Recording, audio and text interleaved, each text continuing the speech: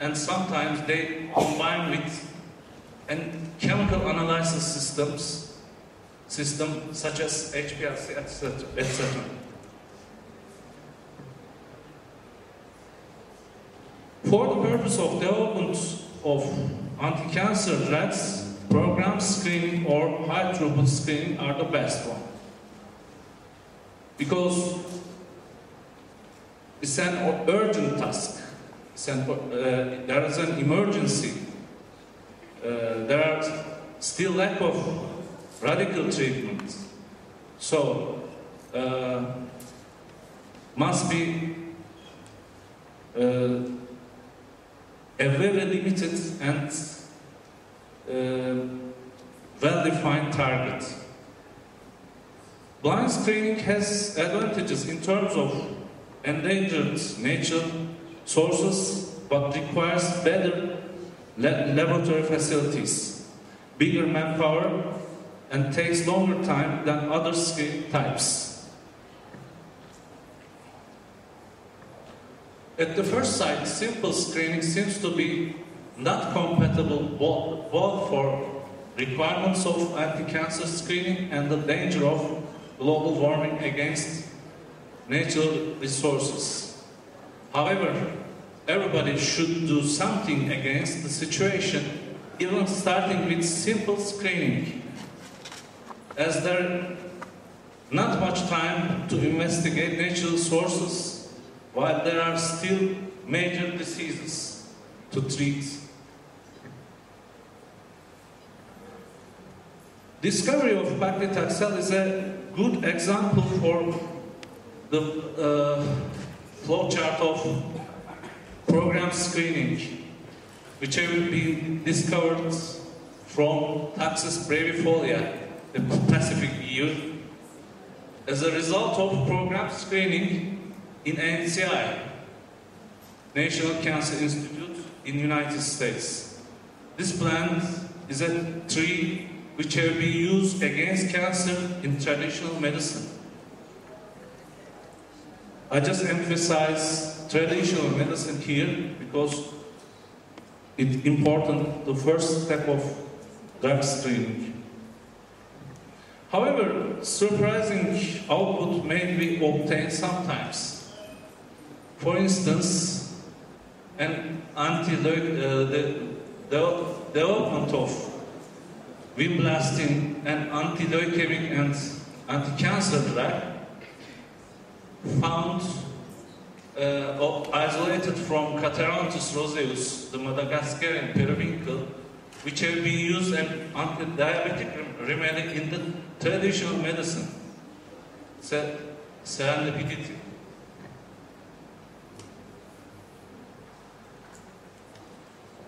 Evaluation of literature data for the testing material is an important step.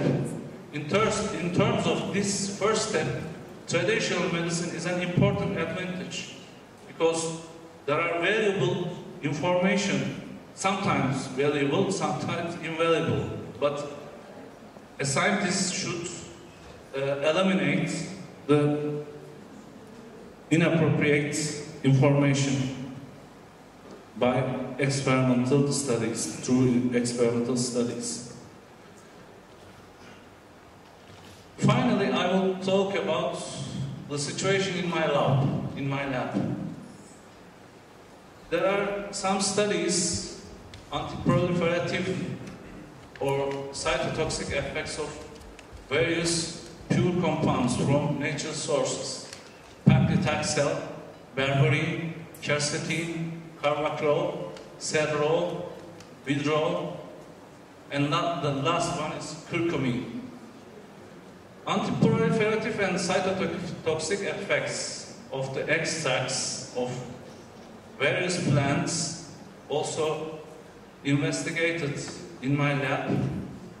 Pomegranate, various Hypericum species, including St. John's wort, tea, both green and black ones. For the investigation of Hypericum species, we have a collaboration with Camerino University in Italy. Another area are the synthetic compounds, but it's a small group, relatively small group. Aspirin, captopril, losartan, sodium nitroprusside are the examples. Very recently, the facilities for in vivo studies of cancer has been established in my lab, and there are ongoing projects on carbachol. So, our research against cancer based only cell culture systems. We just started in vivo studies. Although we have established the cell culture lab at my department in 1992, and we have a number of communication in various meetings, few publications in international journals, there is no substantial output for anti-cancer activity. I'm sorry, I don't have any good news. However, we look forward to obtain more and more important findings, trying to enrich our lab facilities and to improve manpower in the future. Okay. Thank you very much for your kind attention and for patience. I'm waiting for your question as well.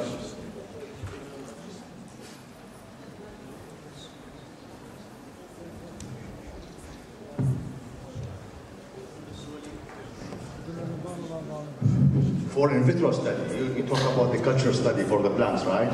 What kind of parameter are you using to test the drug against the cancer cell? You mean cell cultures? Yeah, cell culture, when you do cell culture. Okay, what kind of parameter, what you are looking for? There are many parameters. We are using MTT system for cytotoxicity and neutral rates assay for not the technique. When you put a drug to the cell, so what you are looking to see the action of the drug on the cell, in which terms? How do you know this material is toxic to the neoplastic cell? What kind of parameter that you can judge the toxicity of these crude? You see the parameters are under the techniques. You must measure the color changes in the experiment. That's why I'm talking about techniques. Okay. Thank you. Okay, any more questions? Please. What was your new information about the carbachol? What is your finding about it? I can talk about only preliminary experiments because I'm not the owner of findings. Although they are coming from my department, the actual author is different. So I can only talk about initial data. According to initial data, it seems to eradicate lung cancer when due to chemically induced lung cancer. Mice may have lung cancer after the injection of some chemicals, but with pre-treatment with carbachol, the occurrence of cancer and development of cancer completely reduced. Down. And how many plants you have secreted up to now? Do you have an idea? And all of them, they are from Turkey or from different parts of the world? about 25 extracts, as far as I remember. Okay, thank you. Welcome. Any more questions? Okay, I have a final question actually. Is there any more questions there, by the way? No. Okay, I have a final question actually from me. Okay. When speaking about the blind screening, what's your opinion about it? Do you think it should be carried on despite the fact that you need money, luck and time for that? Or do you think that with the improved technology we should stop the blind screening and focus on to the screening for a specific target, for example? It's a good question. It's a paradox of science or new drug development. Blind screening is important for endangered plant. And if you need more information about all type of action of a chemical or plant extract, you should do blind screening. So you can get side information about side effect as well. But it's a big job. I mean, needs bigger manpower, bigger budgets, and much time as well. If you lack of time, in the case of the development anti-cancer drug, you should not use blind screening. Okay? Okay, thank you very much. Let's thank Dr. Öztürk for his talk.